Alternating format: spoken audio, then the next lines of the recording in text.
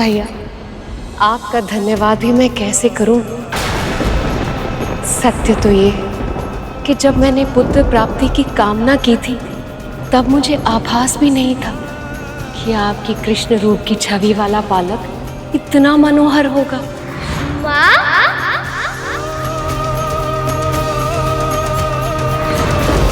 वो तो सच में इतना नटखट है, इतना मनमोहक है। जब मैं उसकी आंखें देखती हूँ, जब मैं उसका मुख देखती हूँ तो मुझे इतने सुख का आभास होता है जिसकी मैं कल्पना भी नहीं कर सकती। उसकी आंखें बिल्कुल आपकी तरह, और मुस्कुराहट तो ऐसी है कि सम्मोहित कर ले।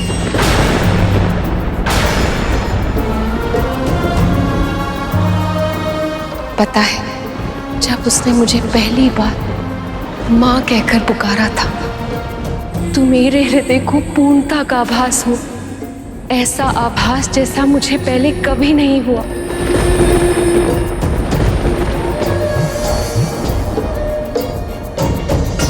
भैया, आपने मेरी पति की उस दुष्ट असुर से रक्षा की, उन्हें मुक्त कराया, मुझे मन वांछित पुत्र प्राप्ति का वरदान भी दिया। अब मेरी आंखें मेरे महादेव को देखने के लिए तरस रही हैं प्रभु। मेरे कान उनके मुख से पार्वती सुनना चाहते हैं, और मैं चाहती हूँ कि अपने पुत्र को उनसे शीघ्र से शीघ्र मिलाऊं, ताकि जब वो पहली बार उन्हें पिता कहकर पुकारेगा तो सदैव सदैव स्थिर रहने वाले महादेव प्रसन्नता के सागर में खो जाएंगे।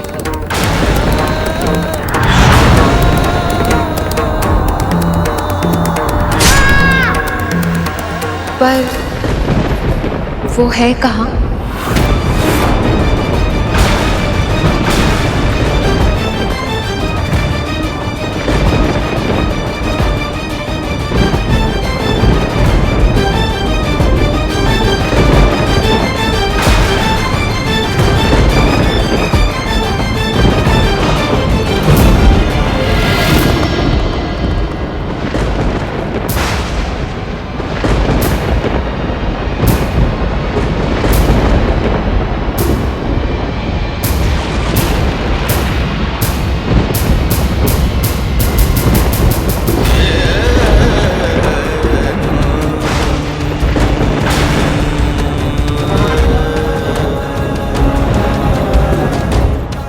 महादेव यहाँ है और मुझे इसका आभास भी नहीं हुआ।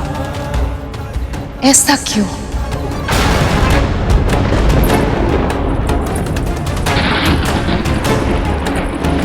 महादेव,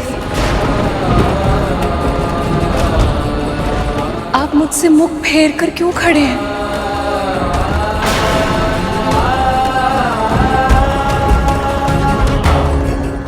मुझसे कोई भूल हुई है क्या?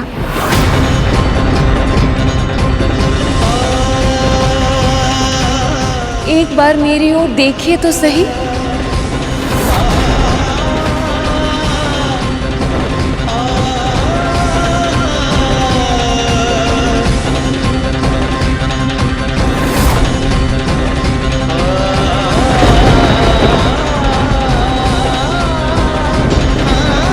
हुआ क्या है?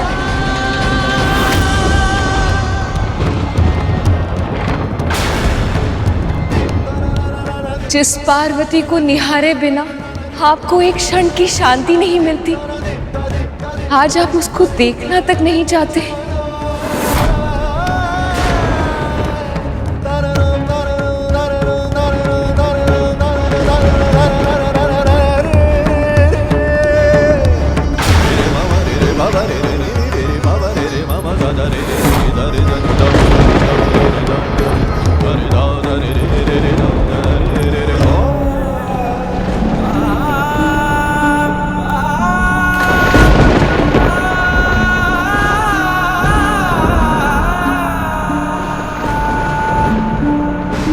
मेरे महादेव के मुख पे उदासी, ये कैसे संभव है? हमेशा स्थिर रहने वाले महादेव आज विचलित क्यों हैं?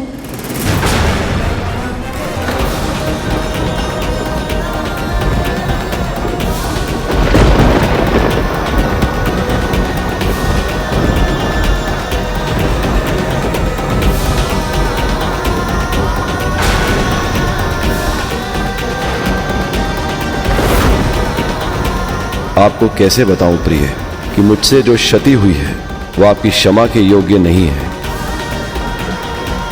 मुझसे आपकी भावनाओं को ठेस पहुंचने की भूल हुई है। ये महादेव के मुख पर इतनी उदासी क्यों है? ये अवश्य कोई अनहोनी का संकेत है।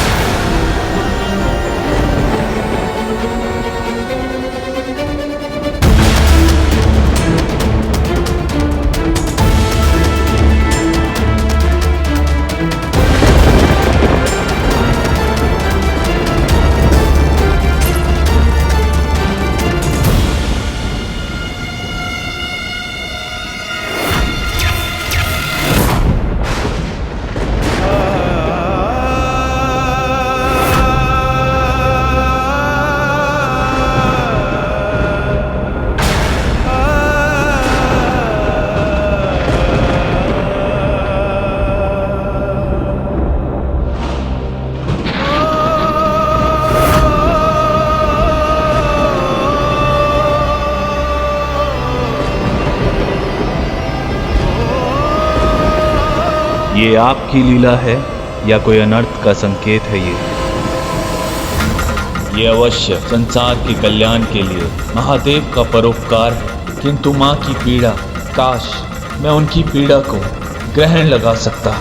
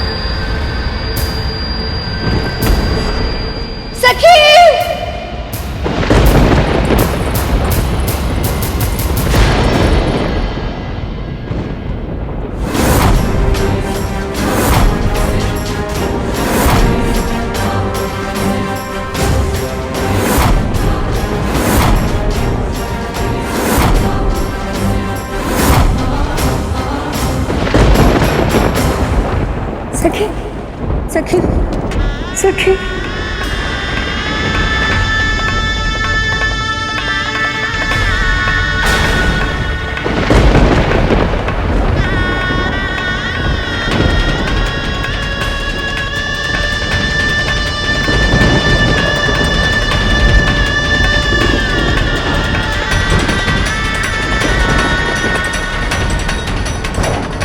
सखी।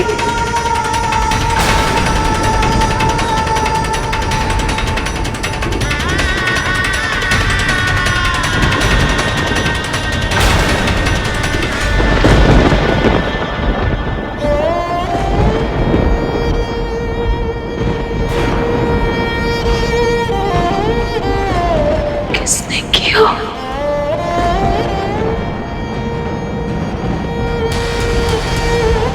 किसने किया?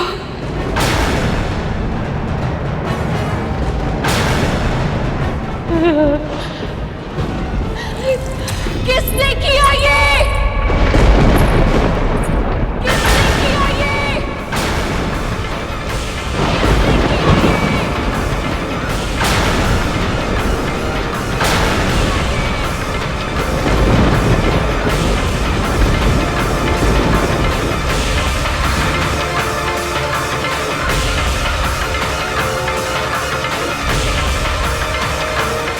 ये कथा सुनने के बाद जब हमारा मन इतना विचलित हो रहा है तो फिर मां पार्वती पर क्या बीती होगी? जब मेरे पुत्र घायल हुए थे उनकी पीड़ा को देखकर मैं कितनी विचलित हो गई थी।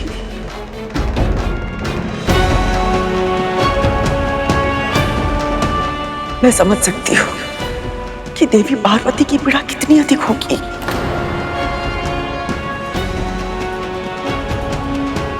और उनको इस दशा में देखकर प्रभु महादेव कितने दुखी हुए होंगे। कैसे बता पाए होंगे उन्हें कि जो हुआ वो उनके कारण हुआ था। उत्तर दीजिए, किसने किया ये? महादेव, महादेव, आप मौन क्यों हैं? किसी ने आपके होते हुए हमारे पुत्र को हमसे छीन लिया और आप शांत हैं। क्यों महादेव? उत्तर दीजिए, कौन है वो अत्याचारी?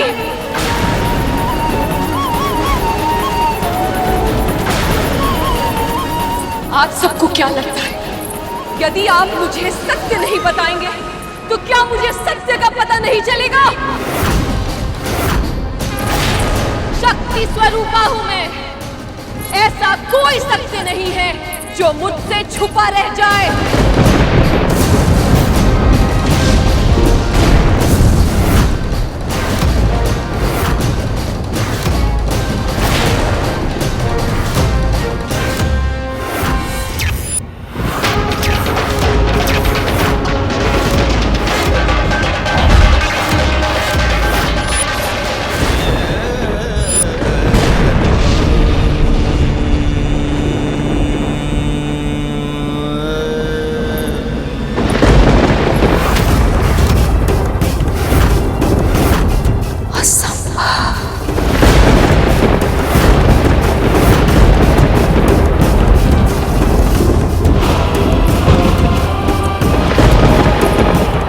महादेव, आप अपने पुत्र के साथ ऐसे कैसे कर सकते हैं?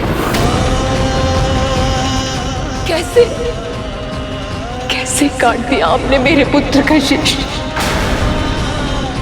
क्या क्या आप जानते नहीं थे कि वो मेरा पुत्र है?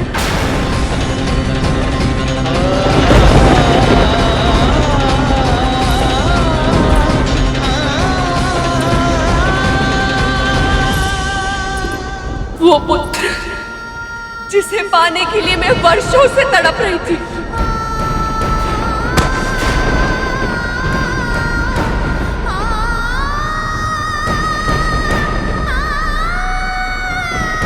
मेरी प्रसन्नता का स्रोत ही भस्म कर दिया। भस्म कर दिया, भस्म कर दिया, भस्म कर दिया।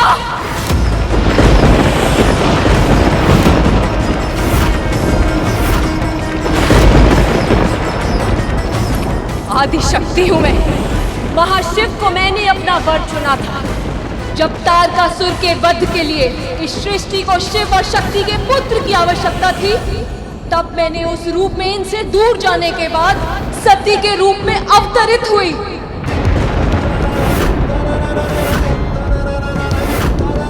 बहुत लंबी और कठिन तपस्या के बाद मुझे शिव मिले, लेकिन इससे पहले कि हमें पुत्र का सुख मिल पाता, मेरे पति के अपमान के कारण मेरे पिता दक्ष की यज्ञ की अग्नि में मुझे अपना दाह करना पड़ा।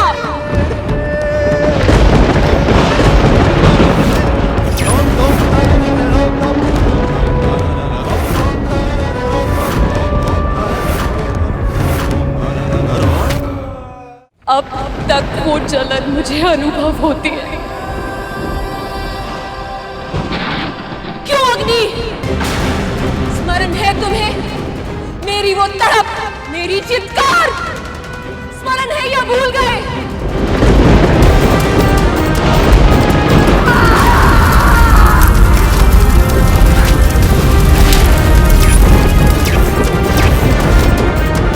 पर शिव से एक पुत्र की कामना मेरी उस भस्म में भी जीवित थी, और इसीलिए इन्हें पाने के लिए मैंने हिमालय पुत्री पार्वती बनकर फिर से जन्म लिया।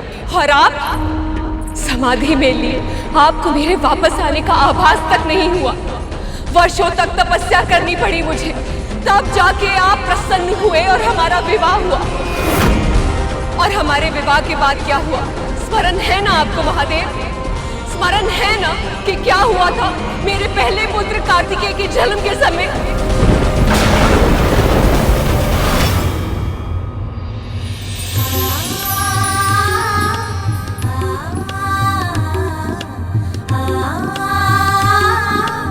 पुत्र, आज से ये तुम्हारा अस्त्र होगा। प्रभु, अभी तो केवल ये बालक है। इसका जन्म ही तारका के वध के लिए हुआ है। पुत्र, प्राणियों की रक्षा के लिए तुम्हें भारत के दक्षिणी भाग में जाना होगा। जो आज्ञा पिताजी। प्रस्थान करो। आशीर्वाद दीजिए पिताजी, आशीर्वाद दीजिए मां।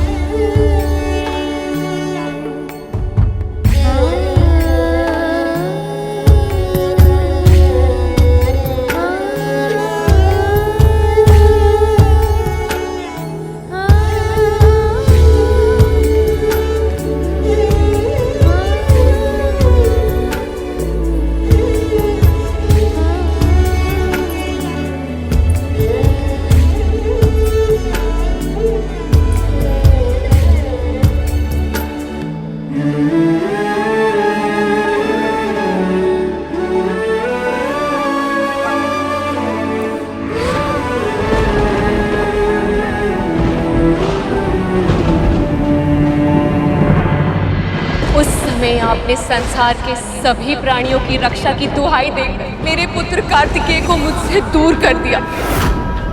वो दुख भी सहा मैंने,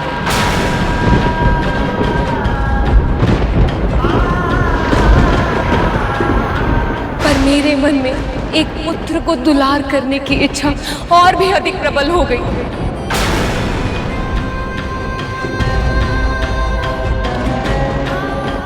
और उसे पाने के लिए मैंने पुण्य व्रत किया।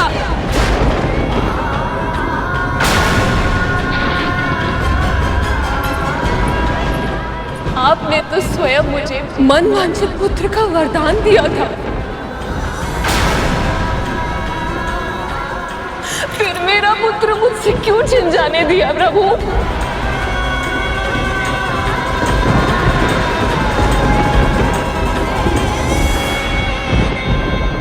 क्यों नहीं रोका महादेव को? बोलिए।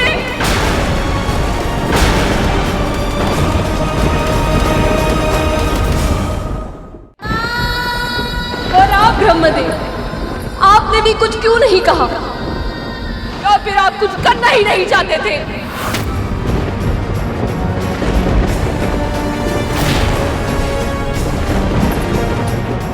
इस सृष्टि के आरंभ में आपने ब्रह्मदेव का अहंकार दूर करने के लिए काल भैरव का रूप लेकर उनका शीश काट दिया था। फिर सती के रूप में मेरे भस्म हो जाने के बाद वीरभद्र का रूप लेकर प्रजापति दक्ष का शीश काट दिया था। अपने शक्ति प्रदर्शन के लिए आपको शीश काटने के अतिरिक्त और कुछ आता है या नहीं? और कुछ आता है या नहीं?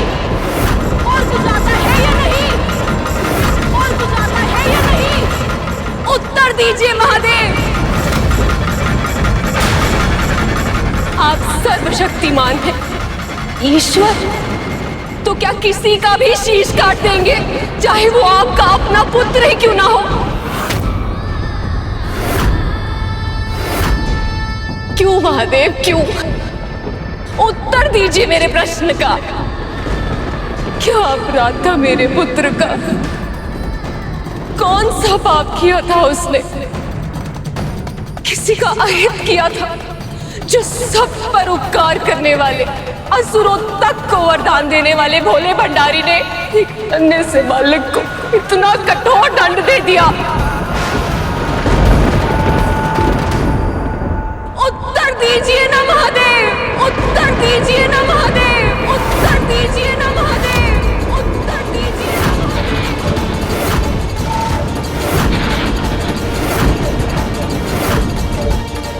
मुझे माफ करना सखी, मैं आपके पुत्र को मृत्यु से बचा नहीं पाई।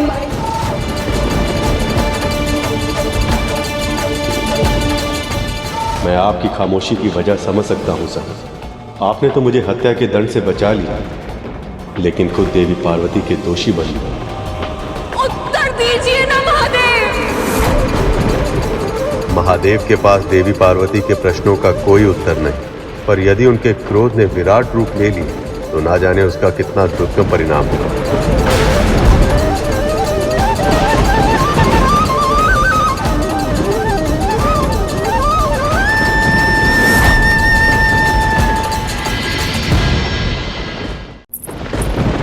इस सृष्टि के आरंभ में आपने ब्रह्मदेव का अहंकार दूर करने के लिए काल भैरव का रूप लेकर उनका शीश काट दिया था। फिर सती के रूप में मेरे भस्म हो जाने के बाद वीरभद्र का रूप लेकर प्रजापति दक्ष का शीश काट दिया था।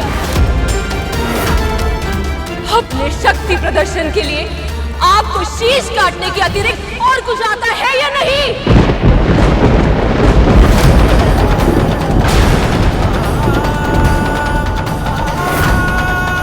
उत्तर दीजिए महादेव।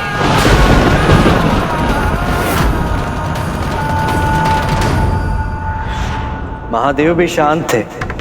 वे जानते थे कि मां पार्वती उस समय जिस मानसिक स्थिति में थी, उस भावुकता में वो ना तो सत्य सुन पाती और ना ही उसे समझ पाती। इस संसार में सबसे अधिक भयानक कुछ है तो वह एक स्त्री का आक्रोश, वो भी तब जब प्रश्न उसकी संतान का हो। और फिर शिव से प्रश्न करने वाली कोई साधारण स्त्री नहीं थी। आदि शक्ति का स्वरूप स्वयं मां पार्वती थी।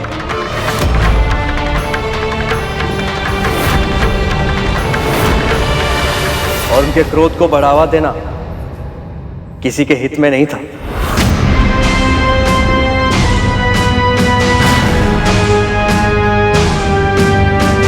फिर क्या हुआ गुरुदेव?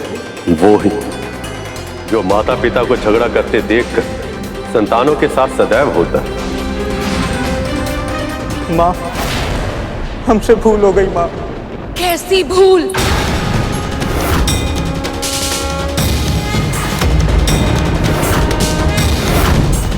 हमें नहीं पता था माँ कि जो बालक हमें कैलाश में प्रवेश करने से रोकने का प्रयास कर रहा था वो आपका पुत्र है।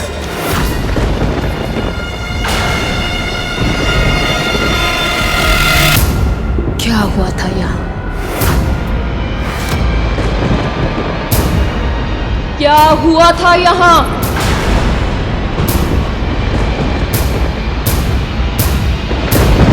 मैंने पूछा क्या हुआ था यहाँ?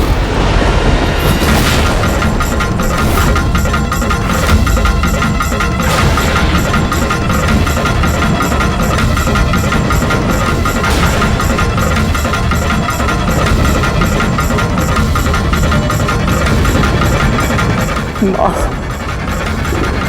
इसने महादेव को भीतर जाने से रोका था। ठहरिए, माँ की आगे है कि जब तक वो स्वयं बाहर ना आ जाए तब तक किसी को भीतर जाने की अनुमति ना दूं। हमारे विरोध करने पर हमसे युद्ध करने लगा। अब तुम्हें दंड देना ही होगा।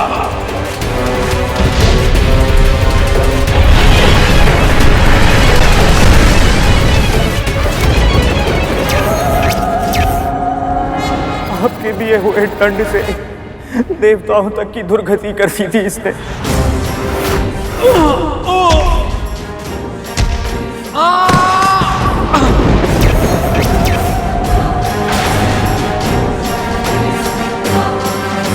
जब ब्रह्मदेव और प्रभु नारायण ने इसे रोकना चाहा, इसने उन्हें भी अपमानित किया।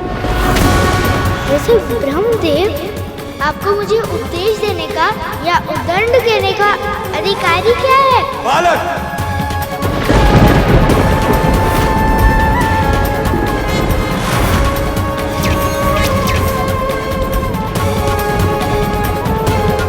महादेव आए।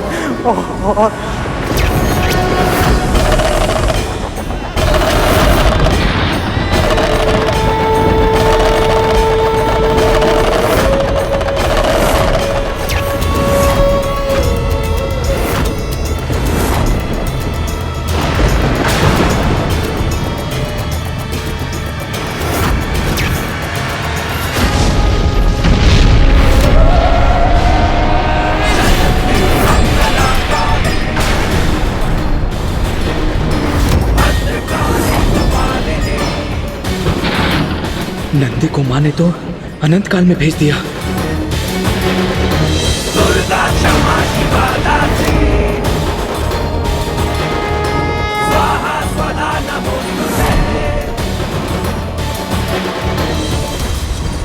यदि मेरे पुत्र ने मेरे कहने पर आप सबको कुछ क्षण के लिए भीतर प्रवेश नहीं करने दिया, मेरी आज्ञा का पालन किया, केवल इसलिए आप सब दिव्य पुरुष मिलकर उस नन्हे से बालक से युद्ध करने के लिए तत्पर हो गए।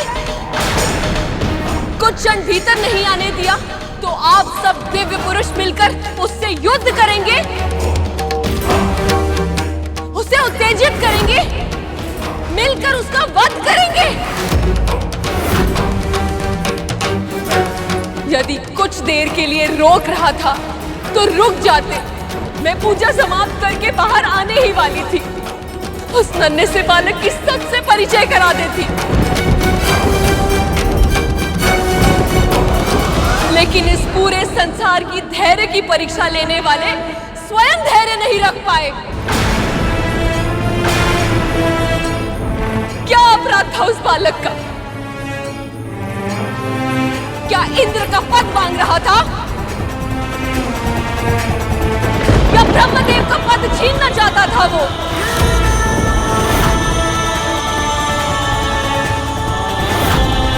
क्या आज के इस नृशंस हत्या के बाद इस पूरे संसार में कोई भी बालक अपनी मां की आज्ञा का पालन कर पाएगा?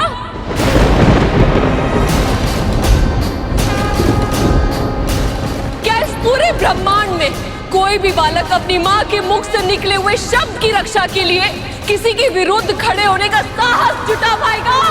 साहस जुटा पाएगा? साहस जुटा पाएगा? साहस जुटा पाएगा?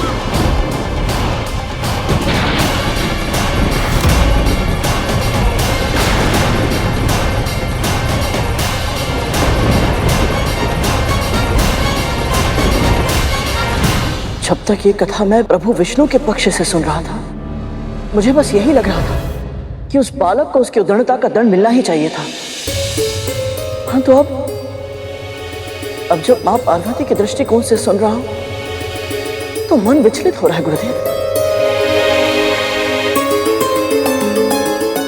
मस्तिष्क में बस एक ही प्रश्न आ रहा है कि ये जो कुछ हुआ क्या वो सही था? इसलिए हर विषय को उसकी संपूर्णता में समझना चाहिए कर, और उसके लिए आवश्यक होता है उसे हर दृष्टिकोण से देखना, जानना और परखना। जो हुआ वो क्यों हुआ,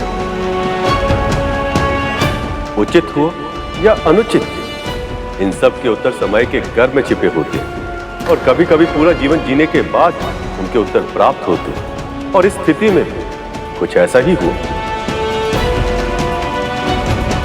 मां पार्वती का दुख अविश्वास से क्रोध, क्रोध से क्रंदन और क्रंदन से फिर रौद्र अवस्था में पहुंचने वाला था।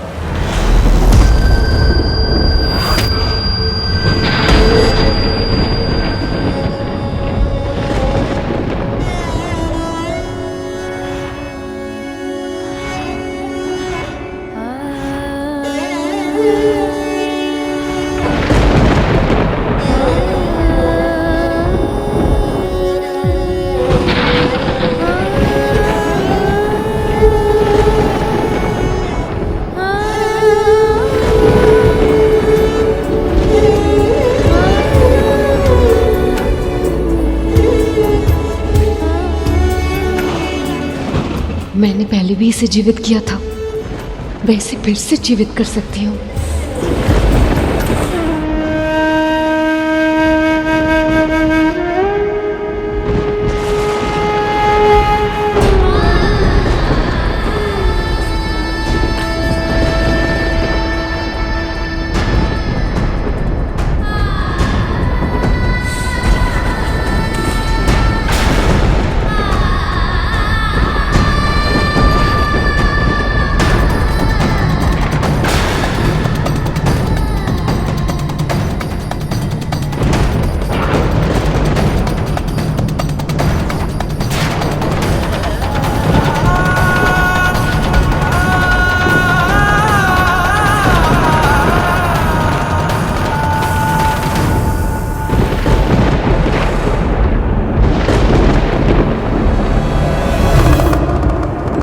असंभव प्रयास मत कीजिए प्रिय।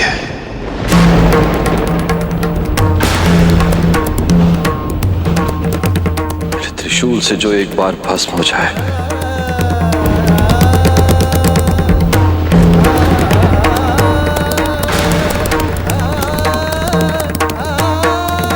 उसमें फिर से प्राण नहीं आ सकते।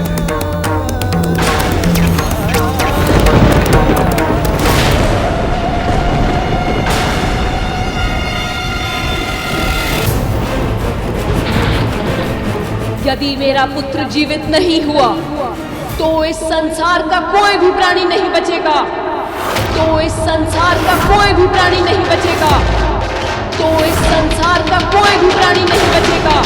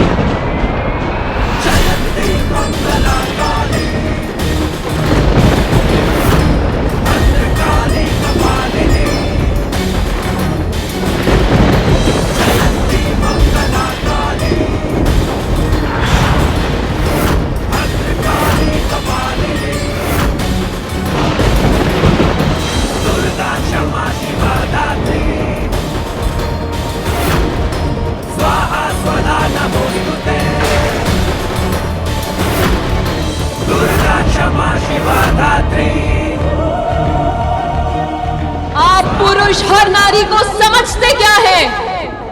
आप कुछ भी करेंगे और नारी हर स्थिति में सब कुछ सहती रहेगी।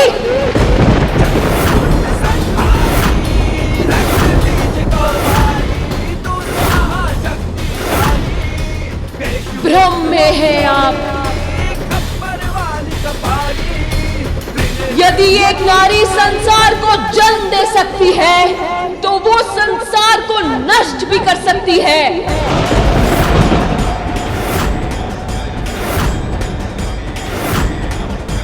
सबका विनाश होगा आज, सबका।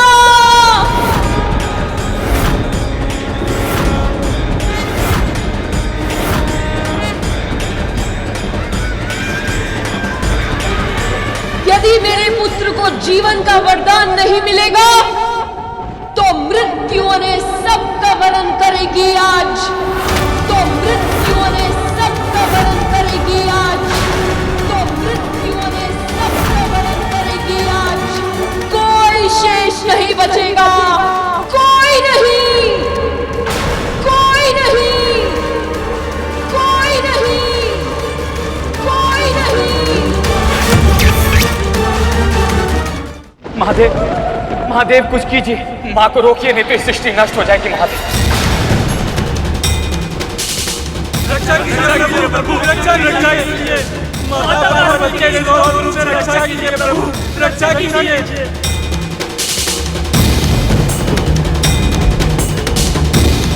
नारायण, जो आपके मन में है वही भय मुझे भी है ब्रह्मदेव। इस समय तो महादेव भी आदिशक्ति पार्वती को नहीं रोक पाएंगे।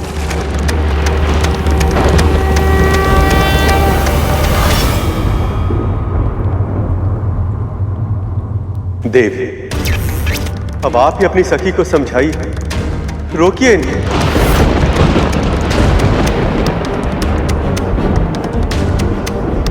समझने की आवश्यकता सभी को है जिनके सामने एक माँ के पुत्र का कोई महत्व नहीं,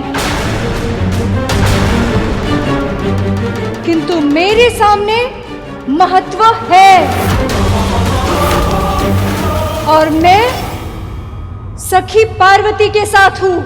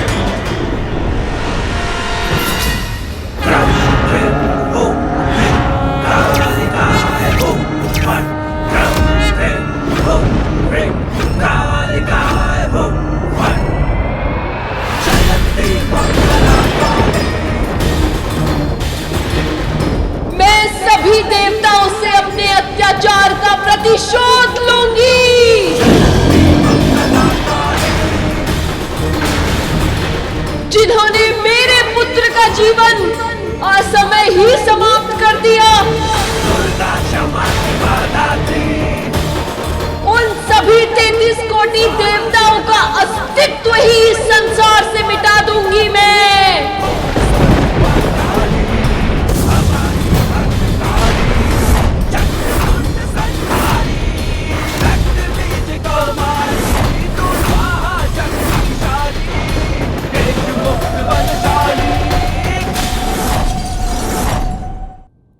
मां के उस रूप का वर्णन करने में मैं भी असमर्थ हूं। अपनी आंखों से देखकर, स्वयं उस ऊर्जा का साक्षी बनकर उनकी दिव्य शक्ति का अनुभव किया जा सकता है। एक सीधी सादी गाय अपने बछड़े पर संकट का आभास करते सिंह का सामना करने के लिए तैयार हो जाती, तो फिर वो तो आदि शक्ति, उनकी शक्ति से ही यह संसार संचालित है। हम सब में उनकी शक्तियां हैं, तो फिर आदि शक्ति मां पार्वती अपने पुत्र की अकाल मृत्यु को कैसे सहन कर पाती?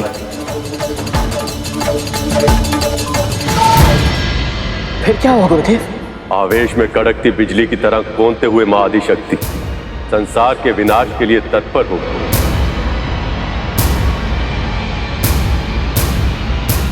और उन्होंने अपनी उग्र शक्तियों को प्रकट करना आरंभ कर दिया। तुम्हें तो रक्षक बनना था, पर बन गए भक्षक।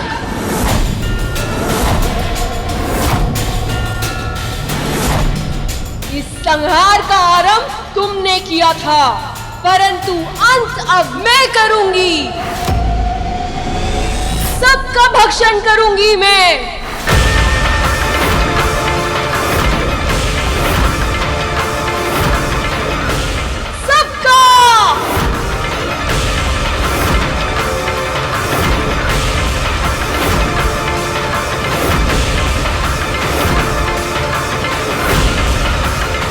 ये क्या कर दिया मैंने? मेरी वक्र दृष्टि केवल उस बालक पर पड़ी, किंतु उसका फल अब समस्त संसार को भोगना पड़ेगा। कुछ कीजिए महादेव, रक्षा कीजिए प्रभु, रक्षा कीजिए।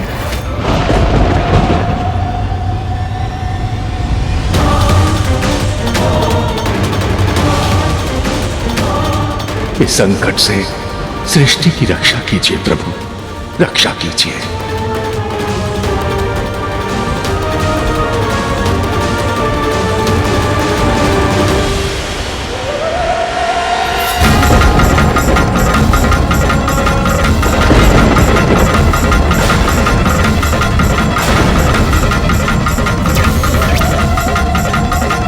हे महादेव, अब देवी पार्वती के क्रोध से संसार की रक्षा कैसे होगी?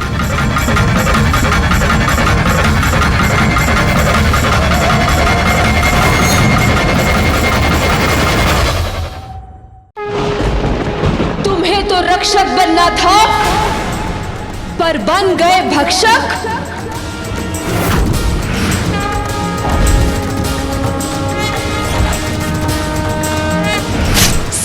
भक्षण करूंगी मैं सबका।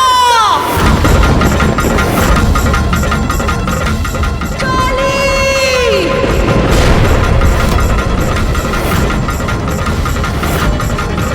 मां ने आह्वान की और क्षण भर में मृत्यु, काल और परिवर्तन की देवी काली प्रकट हो गई।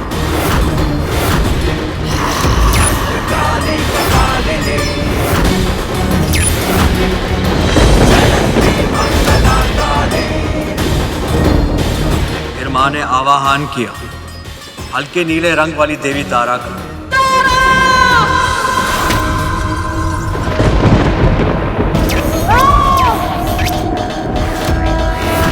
ऊर्जा के सभी स्रोतों की देवी हैं ये।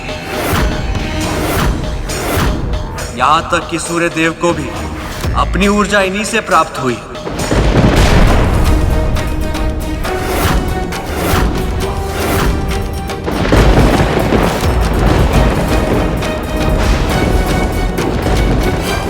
फिर प्रकट हुआ मां का वो रूप जिसे षोडशी और मां ललिता भी कहा जाता है। त्रिपुर सुंदरी! 10 महाविद्याओं में सबसे प्रमुख ये मां पार्वती का तांत्रिक स्वरूप है।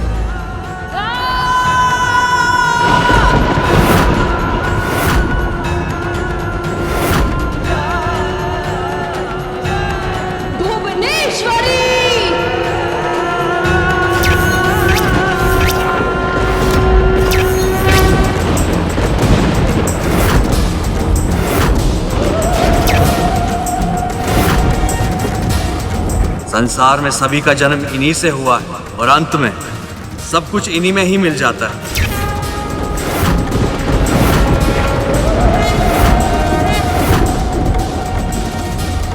अब मां ने पुकारा भैरवनाथ की शक्ति, मां भैरवी को।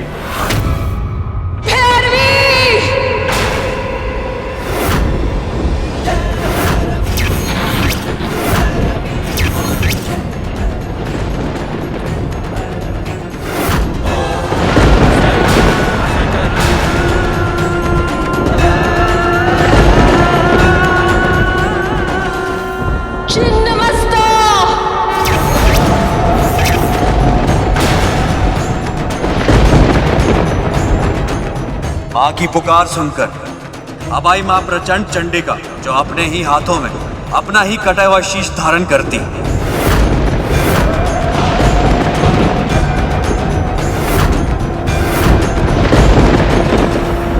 धूमावती! और अब प्रकट हुई वो जो विधवा रूप धारनी,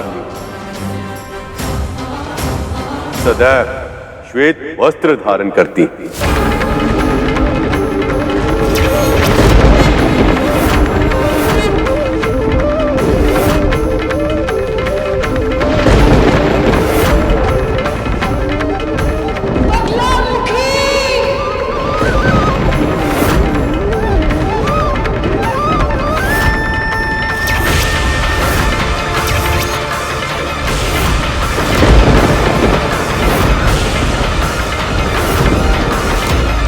अब सभी के मन में भय का संचार करने प्रकट हुई मां पीतांबरा, देवी का उग्र स्वरूप, जो क्षण भर में ही अपने शत्रु को स्तब्ध अर्थात शक्तिहीन करने में समर्थ।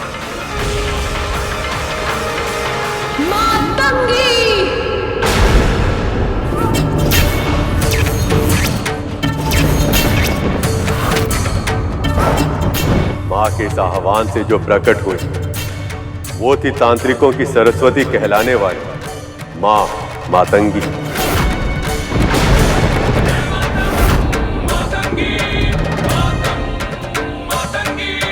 मां मातंगी सरस्वती स्वरूप।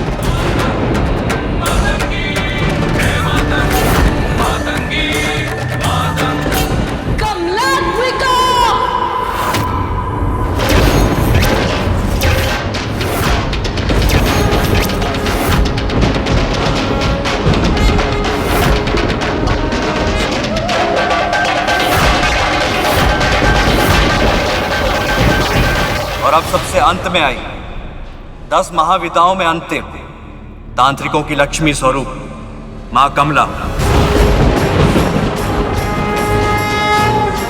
प्रिय लक्ष्मी का तांत्रिक रूप।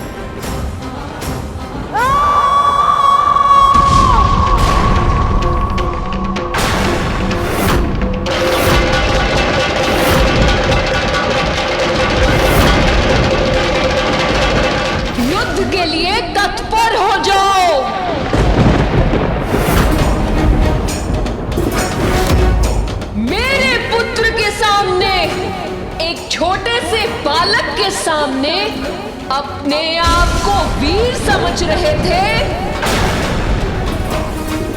अब अस्त्र उठाओ और मेरा सामना करो।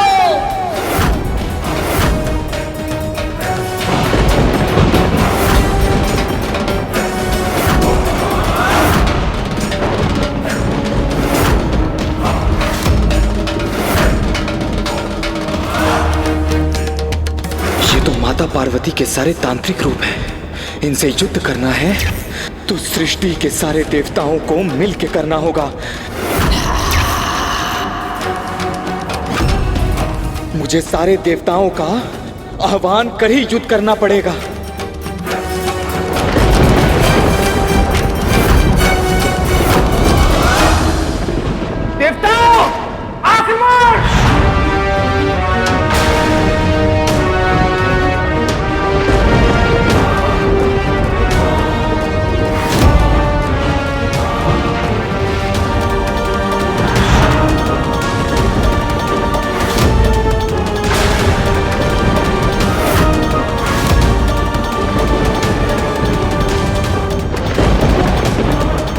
ब्रह्मदेव, ये देवगण क्या कर रहे हैं? क्षमा मांगने के स्थान पर हाथों में अस्त्र उठाने की अभद्रता कर रहे हैं।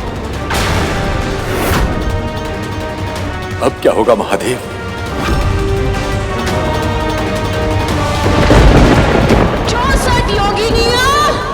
प्रकट हो!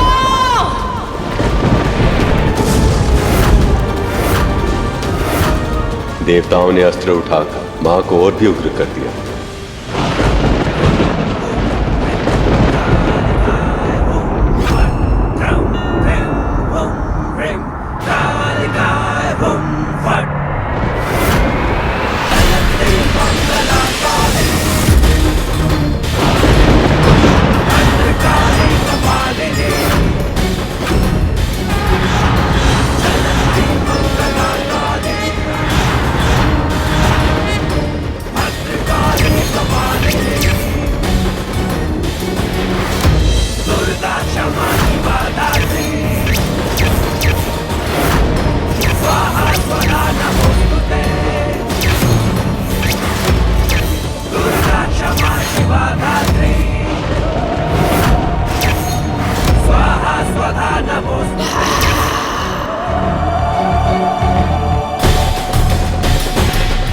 समस्त नारी शक्ति के उग्र रूप का सामना कैसे करेंगे सभी देवतागण?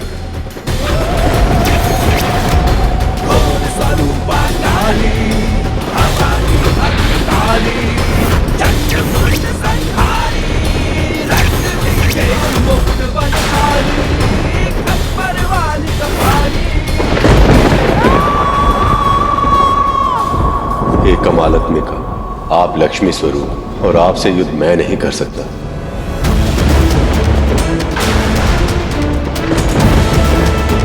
मेरे तेज का स्रोत तो मां तारा है, उनसे मैं युद्ध कैसे कर पाऊंगा?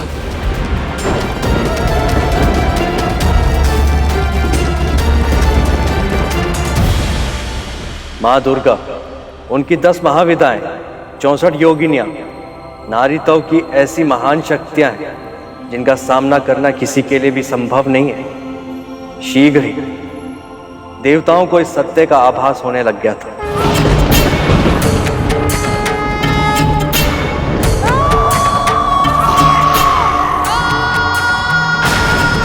मां की शक्तियों का सामना करना हम देवताओं के वश में नहीं है। नारायण नारायण।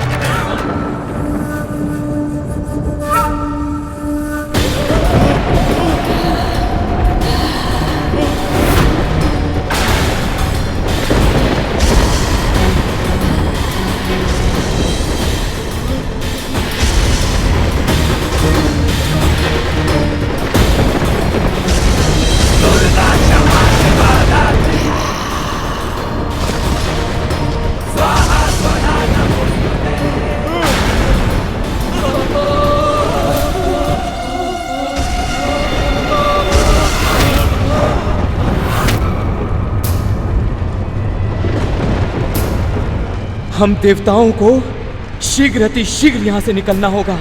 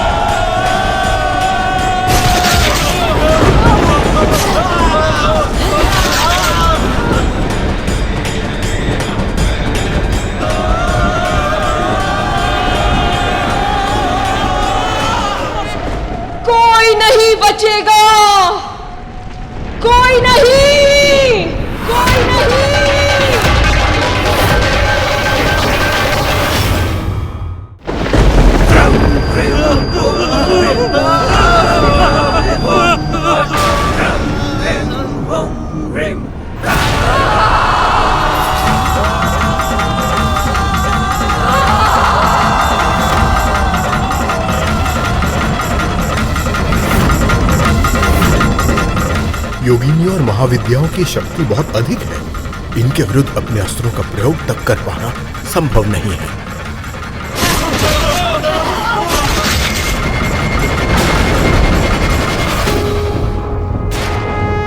युद्ध भूमि से देवताओं का भागना शोभा नहीं देता। बूढ़ा तन है, मुख पर झुर्रियां पड़ी हैं। इन्हें तो मैं अपने वेग से क्षण भर में उड़ा दूंगा।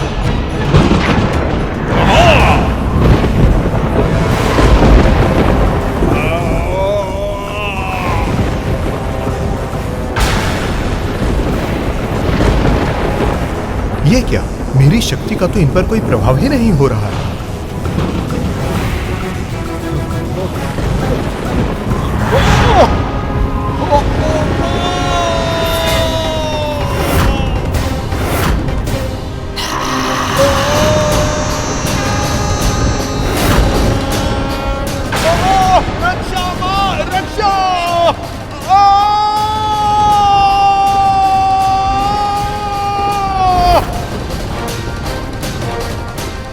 मां दुर्गा ने वायुदेव को निगल लिया। इनकी क्रोध की चपेट में अब कौन आएगा?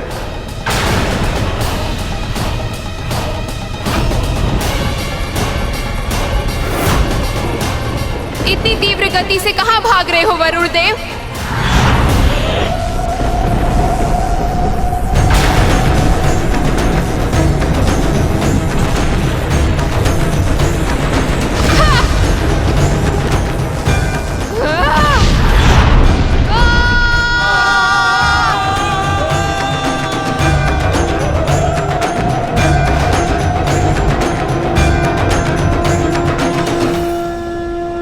वरुण देव भी मां के उदर में समा गए।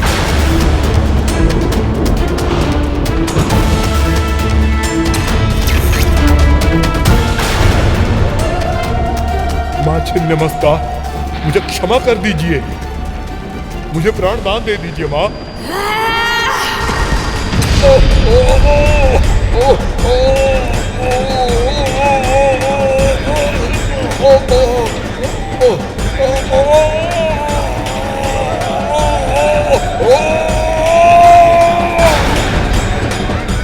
और यमराज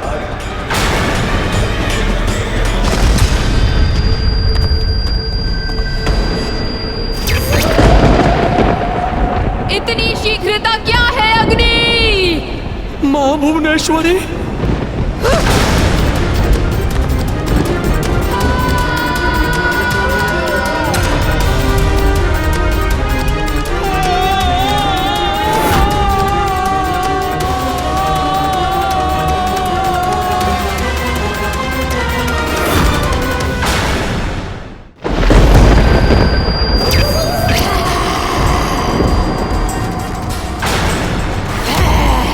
मां तारा, मेरी ऊर्जा की स्रोत।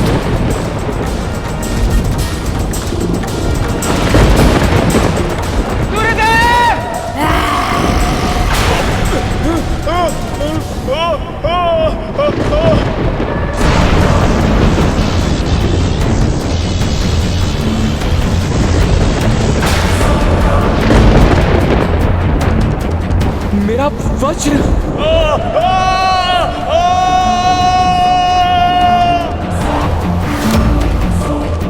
मेरे वज्र का भी इन पर कोई प्रभाव नहीं पड़ रहा है।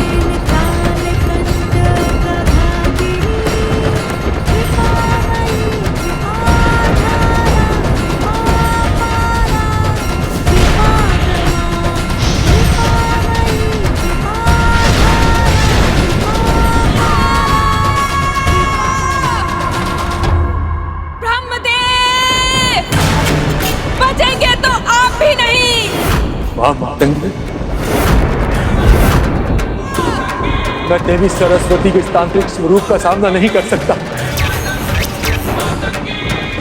कुछ कीजिए महादेव, कुछ कीजिए।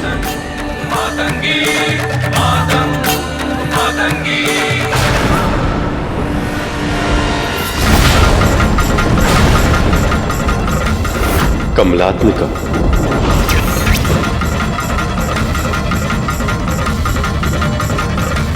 देवी लक्ष्मी के इस तांत्रिक स्वरूप का सामना करना मेरे लिए भी संभव नहीं। अब आपको ही कुछ करना होगा। मां दुर्गा को रोकिए, सृष्टि की रक्षा कीजिए महादेव।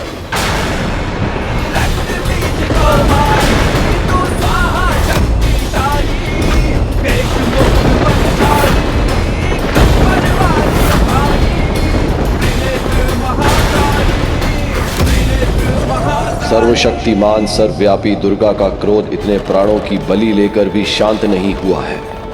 पर अब बस, बहुत रक्त बह चुका है मेरे कैलाश की धरती पर। अब मुझे इन्हें रोकना ही होगा, अन्यथा अनर्थ हो जाएगा, अन्यथा अनर्थ हो जाएगा, अन्यथा अनर्थ हो जाएगा।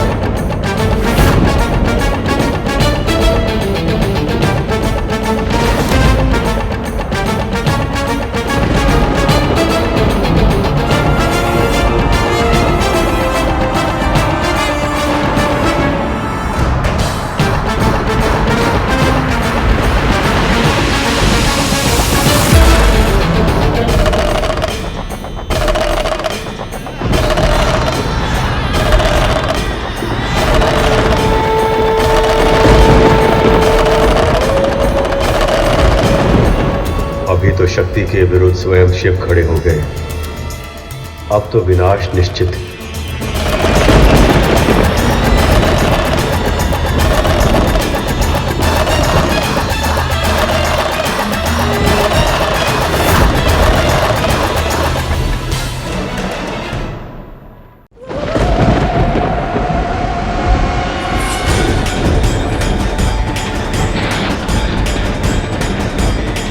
वो केवल आपके ही प्रेम का अधिकारी नहीं था देवी,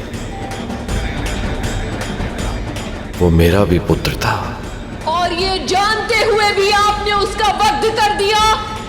ये सत्य है कि मैंने उसे पहचान लिया था, पर बहुत प्रयास करने के बाद भी वो मुझे पहचान नहीं पाया।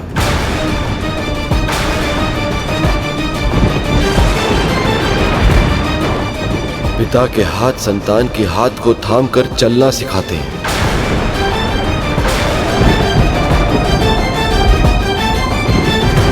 पर मेरे इन हाथों से उसका वध हो गया।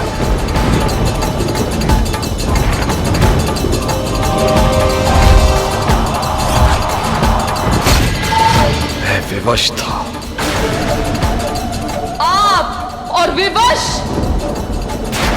किसमें सामर्थ्य है इतना महादेव? किसने विवश किया आपको? स्वयं हमारे पुत्र ने।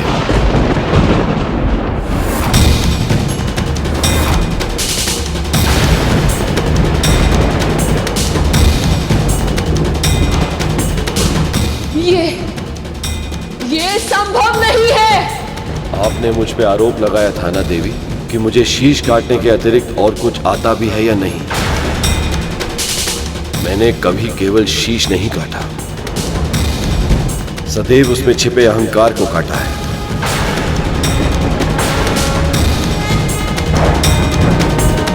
फिर चाहे वो ब्रह्मदेव हो या प्रजापति दक्ष,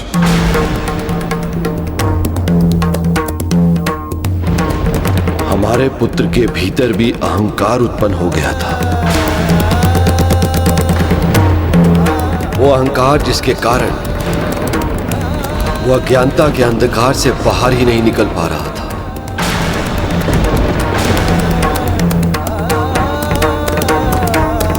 नंदी, श्रृंगी, देवराज इंद्र, यहां तक कि स्वयं ब्रह्मदेव और सखा विष्णु ने भी उसे मेरा परिचय देने का प्रयास किया, पर उनके कथनों को ना तो उसने सुना और ना ही समझा।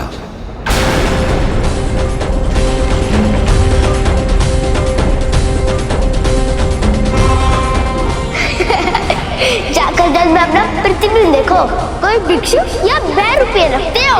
बालक, तुम्हारी उद्दंडता अब सीमाएं तोड़ रही है। जब अहंकार बुद्धि पर हावी हो गया था और वह चालता विवेक पर भी, तब उन्होंने ब्रह्मा जी का शीश काट दिया था। ऐसे है हमारे महादेव। वैसे ब्रह्मदेव, आपको मुझे उपदेश देने का या उद्दंड देने का अधिकारी क्या है? अपनी उद्दंडता भूल गए? बालक, तुम्हें ऐसा नहीं कहना चाहिए। मुझे क्या कहना चाहिए और मुझे क्या नहीं कहना चाहिए, वो सिखाने वाले आप कौन होते हैं? पर क्यों हुआ ये?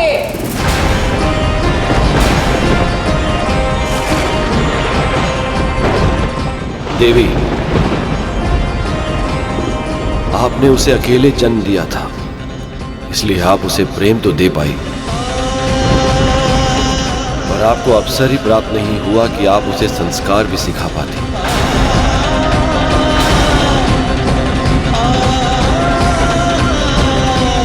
और बिना संस्कारों के अहंकार दूर होना यह संभव नहीं था। वो अपनी शक्ति के अभिमान में अपने तन से इतना जुड़ चुका था कि अपनी आत्मा के भीतर झांक ही नहीं पा रहा था।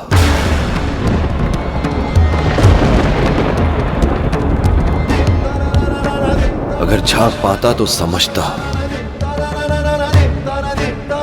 कि मैं उससे और वो मुझसे अलग नहीं है।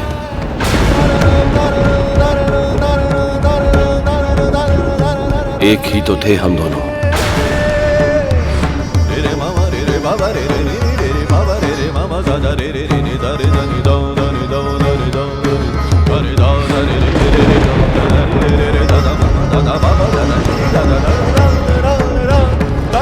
इस सृष्टि के हर प्राणी में आत्मा के रूप में मेरा ही तो वास है। और वैसे भी शिव शक्ति से अलग नहीं है।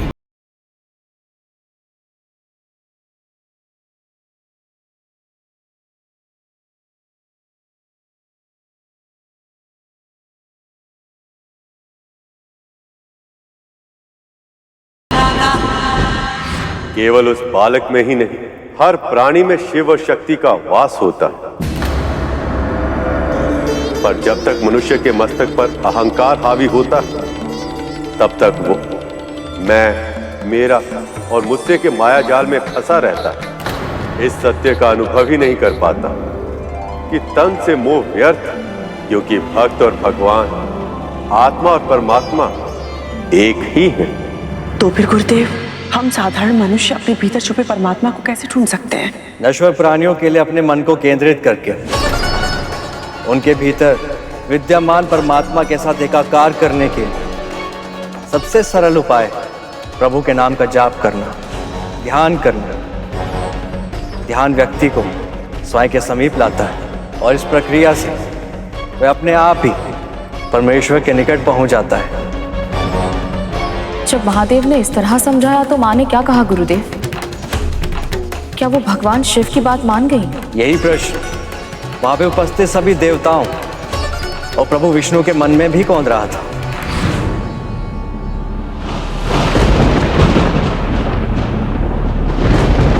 दुखद है, पर सत्य यही है देवी।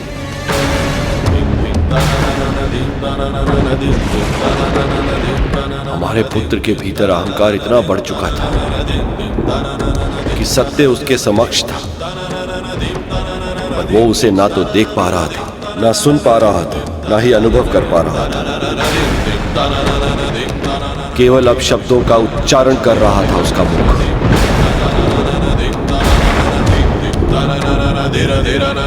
इसी अहंकार से उससे मुक्त करने के लिए मुझे उसका शीश भस्म करना पड़ा।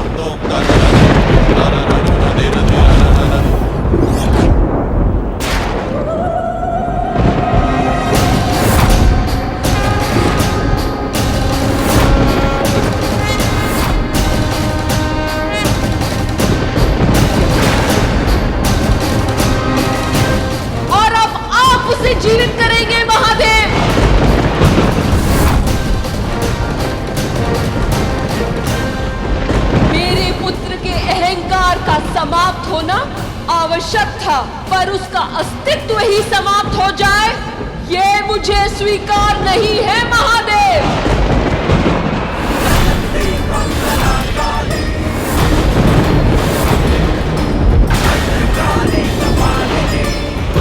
दंड आवश्यक होता है, पर दया अनिवार्य होती है। हर एक को अपनी भूल सुधारने का अवसर मिलना ही चाहिए। हमारा पुत्र भी इसका अपवाद नहीं बनेगा। आपको उसे जीवित करना ही होगा महादेव। आप पिता हैं तो मैं इस संसार की जननी हूँ, माँ हूँ मैं।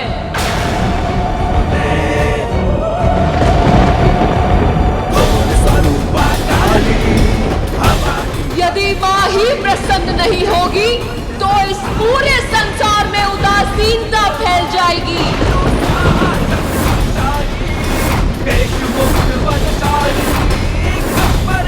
यदि आप चाहते हैं कि विश्व में जीवन फले फूले, प्राणियों में प्रसन्नता का संचार हो, तो आपको मेरा पुत्र लौटाना होगा महादेव।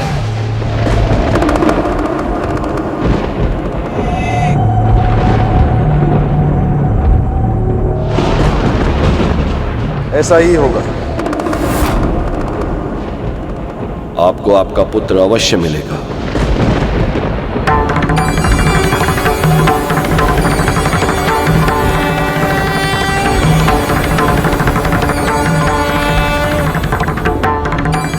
जो अहंकार से मुक्त होगा, ज्ञान का शिखर होगा और ब्रह्म ज्ञान से परिपूर्ण होगा।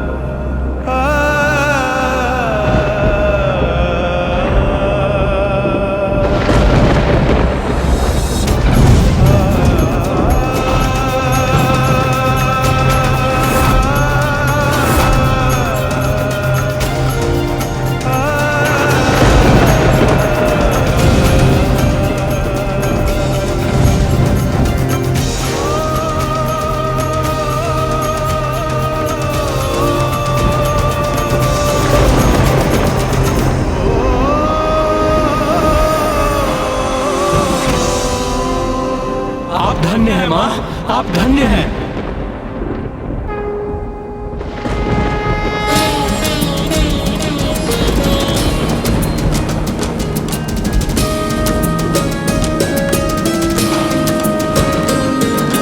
दुर्गमा दुर्गमा लोका दुर्गमात्म स्वरूपिणी, दुर्गम मार्ग प्रदा दुर्गम विद्या दुर्गमाश्रिता, दुर्गम ज्ञान संस्थाना दुर्गम ध्यान वासिनी, दुर्गमोहा दुर्गमगा दुर्गमार्ग स्वरूपिणी, दुर्गमासुर सहंत्री दुर्गमायुधधारिणी, दुर्गमांगी दुर्गमता दुर्गम्या दुर्गमेश्वरी, दुर्ग भीमा दुर्ग भामा दुर्गभा दुर्गधारिणी, दुर्ग भीमा दुर्ग भामा दुर्गभा दुर्गधारिणी, नामावली माम्यस्तु मया मामा मानवः,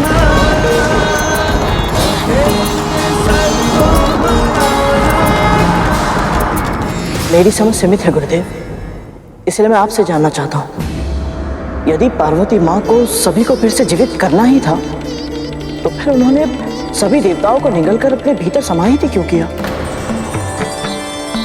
क्योंकि हमारी संस्कृति और हमारे धर्म का सबसे बड़ा गुण ही यही है कि हमारे यहाँ दया करने वाले भगवान और दंड देने के लिए शैतान भिन्न भिन्न नहीं। जो माँ अपनी संतानों को अपराध करने पर कठोर दंड देती, वही माँ भूल सुधारने पर उन पर दया भी करती।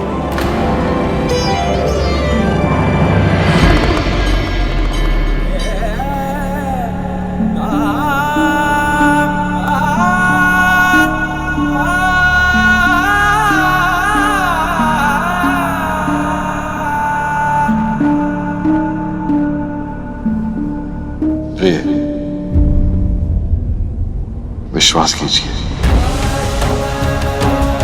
देव ऋषि नारद ने आपके पुत्र को दीर्घायु होने का आशीर्वाद दिया था। और आप तो जानती हैं, एक महर्षि का आशीर्वाद कभी व्यर्थ नहीं जाता। इस बालक का जन्म जितना विशेष है, इसका जीवन भी उतना ही विशेष है। और मुझे पूरा विश्वास है, इसकी जीवन यात्रा बहुत ही रोचक और दीर्घ होगी।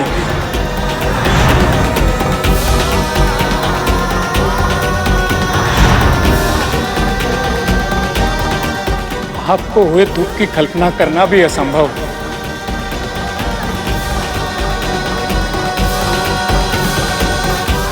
मां, महादेव,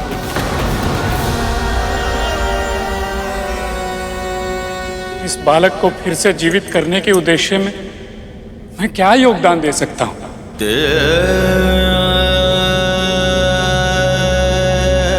इसका वही निर्दोष मुस्कुराता हुआ मुख देखने के लिए जो भी आवश्यक होगा मैं वो सब करूंगा। बस आप। ये संभव नहीं है।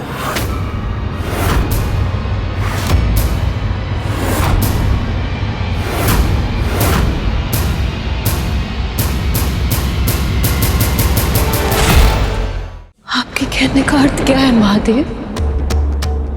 अभी अभी तो आपने कहा था कि आप मेरे पुत्र को जीवित करेंगे। आपका पुत्र अवश्य जीवित होगा पार्वती, मेरा वचन मिथ्या नहीं जाएगा। पर इसका वही शीश वापस नहीं आ सकता।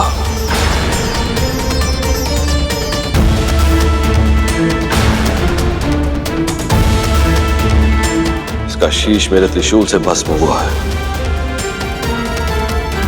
और सांसारिक नियमों के अनुसार मेरे त्रिशूल से जो एक बार भस्म हो जाता है उसमें फिर से प्राण नहीं आ सकते।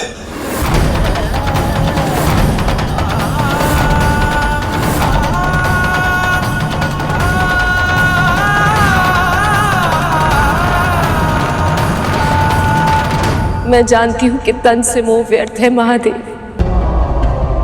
पर फिर भी उसकी किसी और रूप में कल्पना करना मेरे लिए संभव नहीं है। आप उसको किसका शीश देंगे? उसकी आकृति कैसी होगी? क्या उसका मुख देखकर मेरे भीतर मां की ममता जाग पाएगी?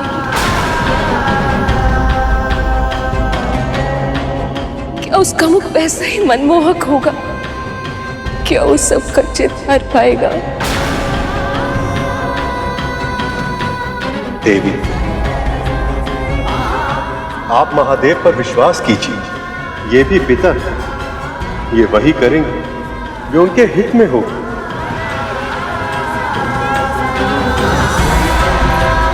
हाँ सखी, आपको और हम सबको विश्वास रखना होगा, धैर्य का परिचय देना होगा, ताकि महादेव अपने कार्य पर ध्यान केंद्रित कर सके।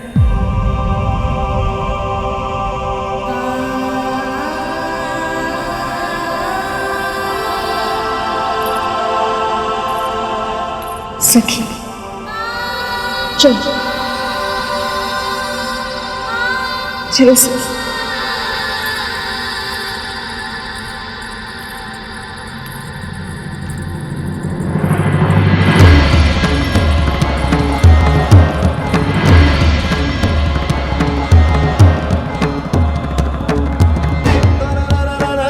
महादेव,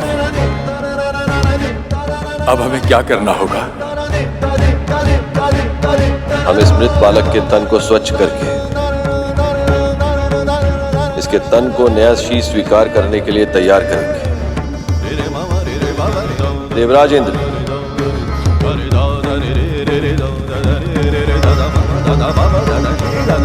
आप और अन्य देवतागण एक ऐसे शीश का प्रबंध कीजिए जो इस बालक के तन पर स्थापित किया जा सके। उत्तर दिशा में आपको सफलता अवश्य मिलेगी, परंतु ज्ञात रहे शीश केवल उसी शिशु का लेकर आई है जिसकी माँ उससे विमुख होकर सो रही है। आप धन्य हैं महादेव, आप धन्य हैं। आज्ञा दीजिए महादेव।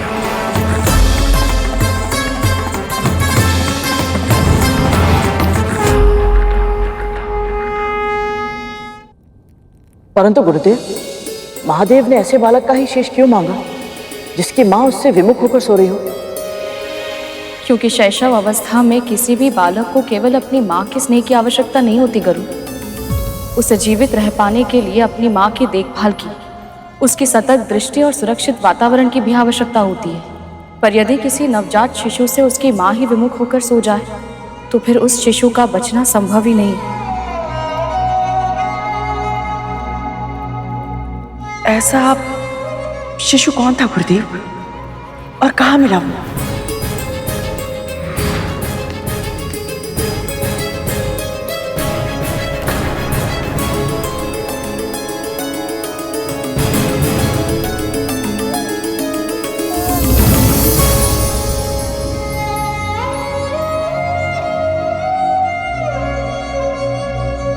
मानवों में तो एक भी मां ऐसी नहीं है जो अपने संतान से विमुख हो जाए। कहां मिलेगा ऐसा शिशु?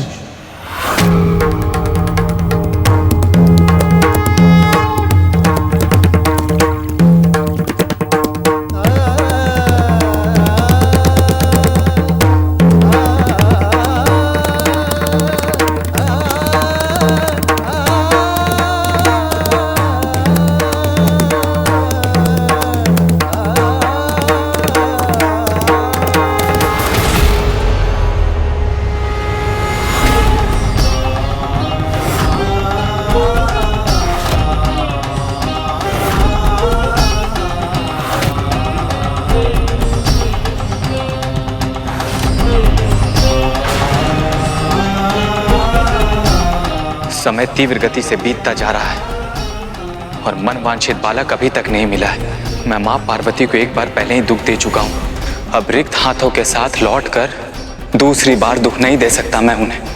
पर जिसका आदेश महादेव ने दिया है, कहां ढूंढूं ऐसे बालक को?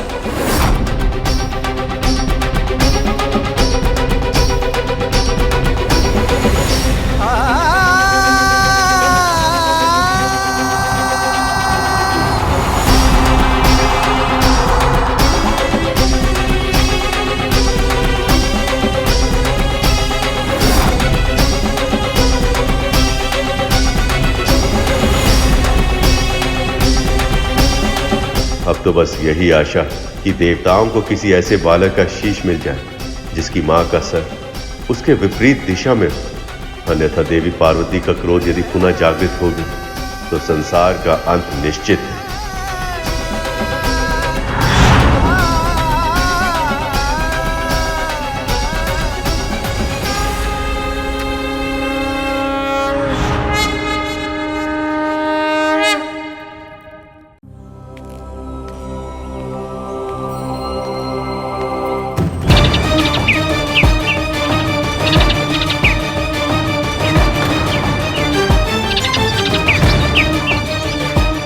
शब्द शैली, वाक्य विन्यास और व्याकरण से अनभिज्ञ हैं ये। फिर भी देखिए प्रेम की भाषा भली भांति जानते हैं ये पक्षी।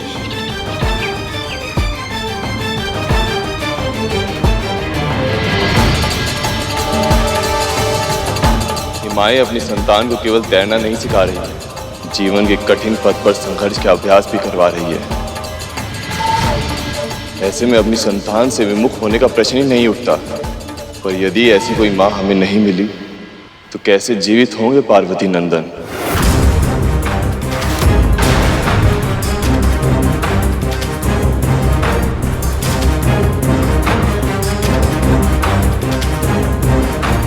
ये चमकती हुई किरणें, ये अवश्य ही सूर्यदेव का कोई संकेत है।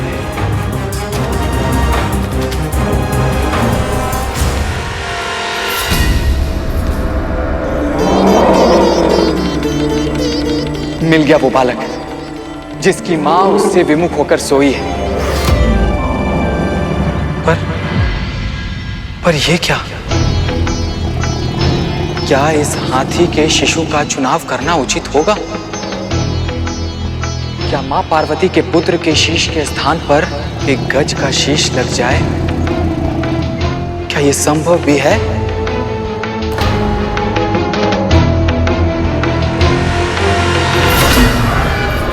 संदेह की आवश्यकता नहीं देवराज।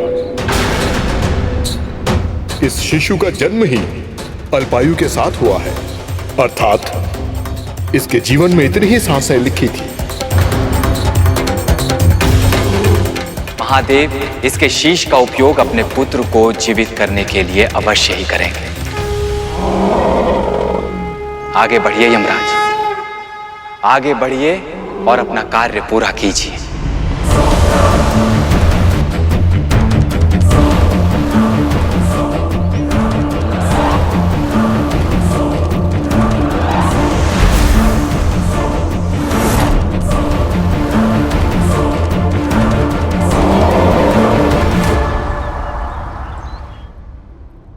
इतना समय बीत गया, सभी देवगुणों में से कोई भी किसी बालक का शीश लेकर आए क्यों नहीं?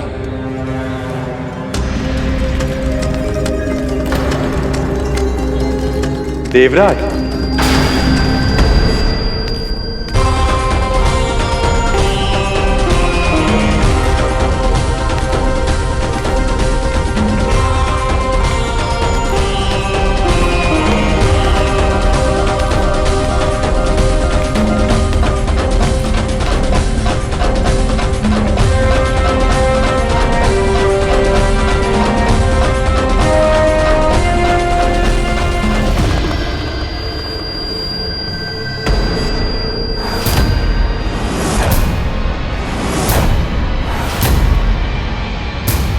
गज शिशु का शीश? महादेव, इस शीश को बालक के धड़ पर स्थापित कौन करेगा?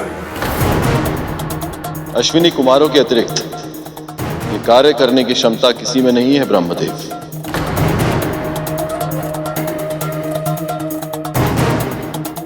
उन्होंने औषधि शास्त्र, शल्य चिकित्सा स्वयं महर्षि दधीची से सीखी।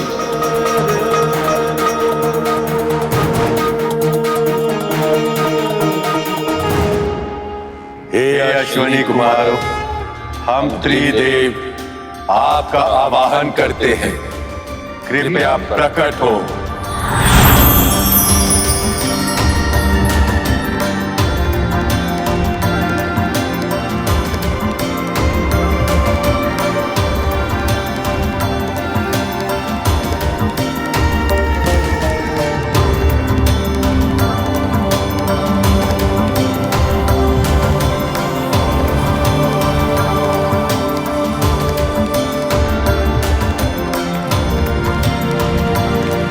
आपकी आज्ञा का पालन होगा प्रभु।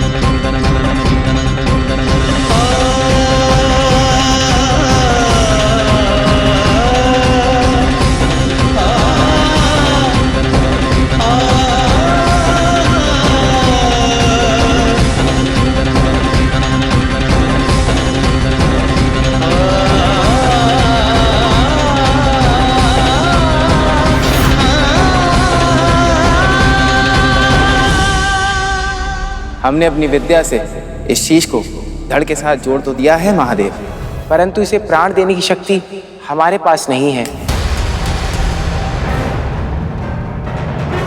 यह कार्य आप और मां से ही संभव है।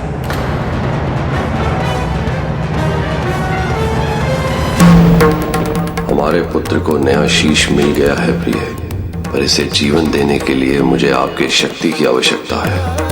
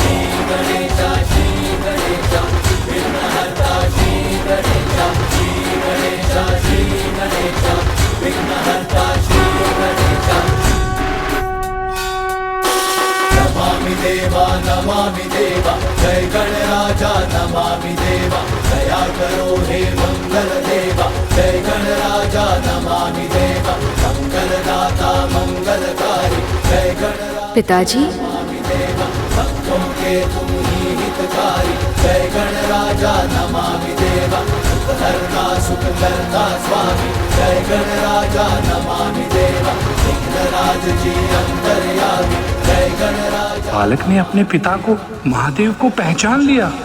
नारायण नारायण।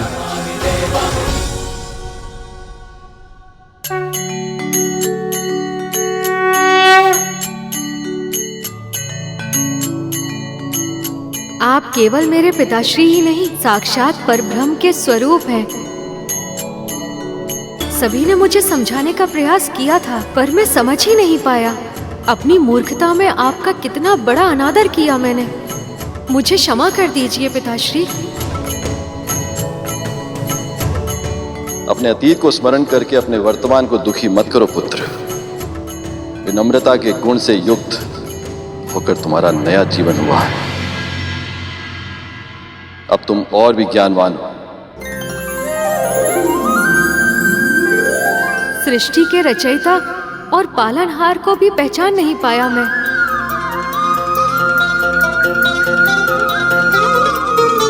आप दोनों के साथ कितनी उदंडता की थी मैंने। कृपया मुझे क्षमा कर दीजिए। तुम्हारा ये रूप देखकर हम अत्यंत प्रसन्न हैं पुत्र। तुम्हारे कर्म, वचन और व्यवहार के कारण तुम्हारी मां को सदैव तुम पर असीमित गर्व होगा।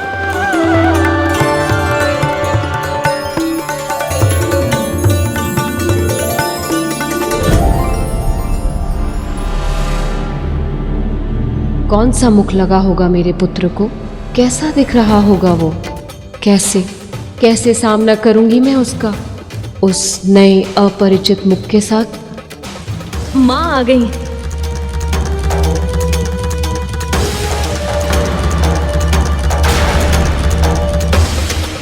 ये जानकर ही माँ कितनी चिंतित हो गई थी कि उनके पुत्र को किसी और प्राणी का शीश लगेगा। अब जब वो ये देखेंगे कि इसे दूसरा शीश मनुष्य का नहीं हाथी का लगा है, तो कैसा अनुभव करेंगी वो, कैसी प्रतिक्रिया देंगी वो। और यदि उन्होंने इस बालक को इस नए स्वरूप में स्वीकार नहीं किया तो कितनी पीड़ा होगी इसे।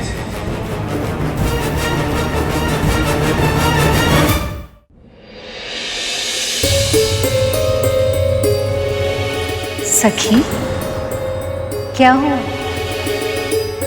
मेरा मन इतना आशंकित क्यों हो रहा है सखी? क्योंकि आप माँ हैं और इस परिस्थिति में आशंका और भय ये स्वाभाविक है सखी।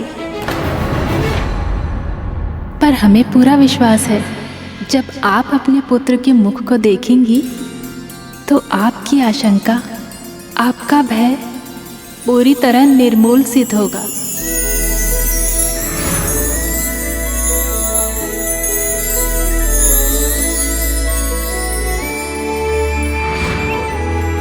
जब वो आपको माँ कहकर पुकारेगा, सब कुछ भूल जाएंगे आप, सब कुछ। माँ, माँ,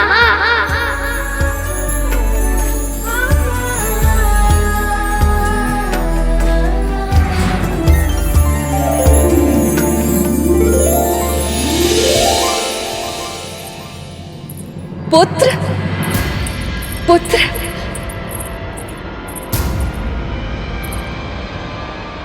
स्वामी, मेरा पुत्र।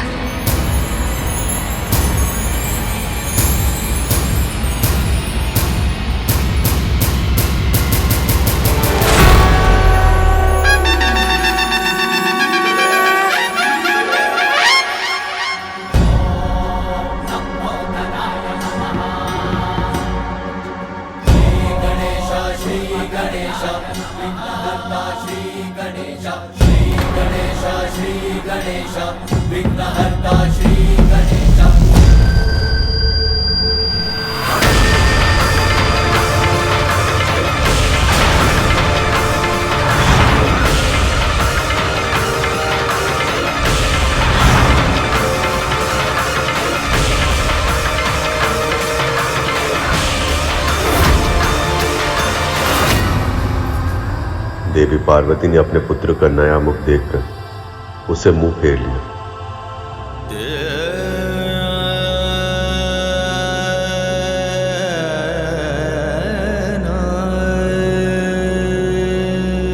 माँ,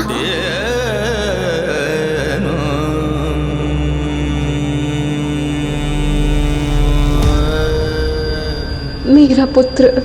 हाँ माँ, मैं आपका ही पुत्र हूँ, आपके हृदय से जन्मा हूँ।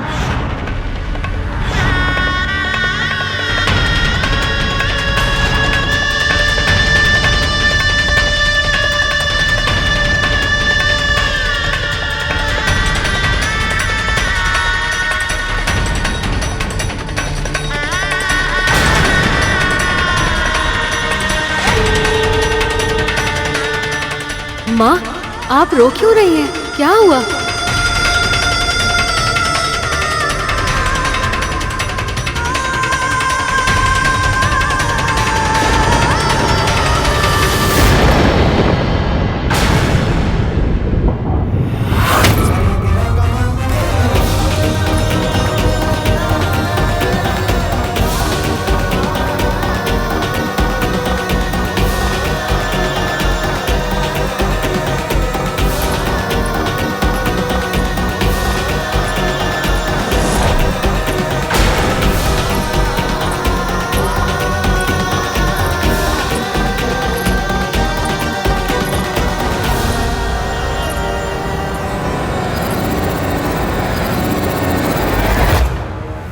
बात का भय था वही हुआ। देवी पार्वती ने अपने पुत्र का नया रूप स्वीकार नहीं किया। ये क्या, माता पार्वती ने अपने ही पुत्र से मुंह फेर लिया? कहीं उनका क्रोध पुनः जागृत ना हो जाए।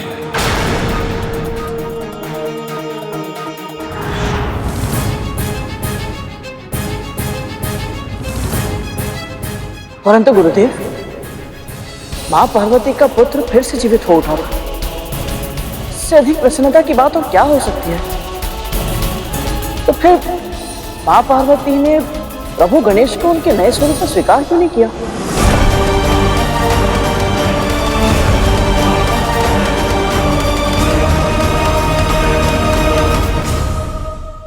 क्योंकि अतीत की स्मृति होती ही ऐसी, जब कोई उसमें डूब जाए तो उसे अपना अतीत अपने वर्तमान से भी अधिक अच्छा और सुंदर लगने लगता है। माँ पार्वती भी इसी भावना का अनुभव कर रही थी। तो फिर वो अपने इस अंतर्द्वंद से बाहर कैसे निकल पाई गुरुदेव? माँ पार्वती अपने पुत्र को उसके नए स्वरूप में स्वीकार कर पाती, इसके लिए पहले उस बालक को अपने नए स्वरूप को पहचानना और उसे पूरे मन से स्वीकार करना आवश्यक था।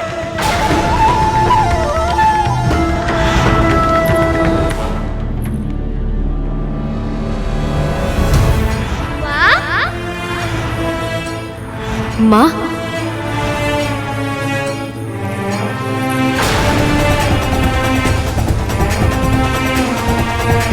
सखी, पर अकेली क्यों है ये? माता का पुत्र कहाँ है?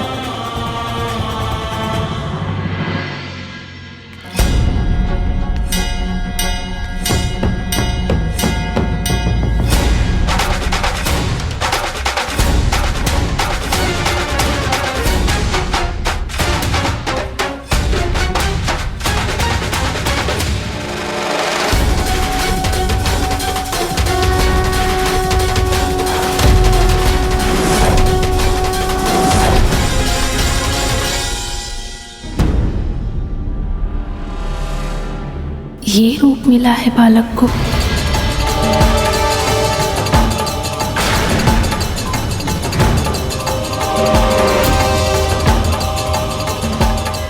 तो इसलिए मौन है माँ।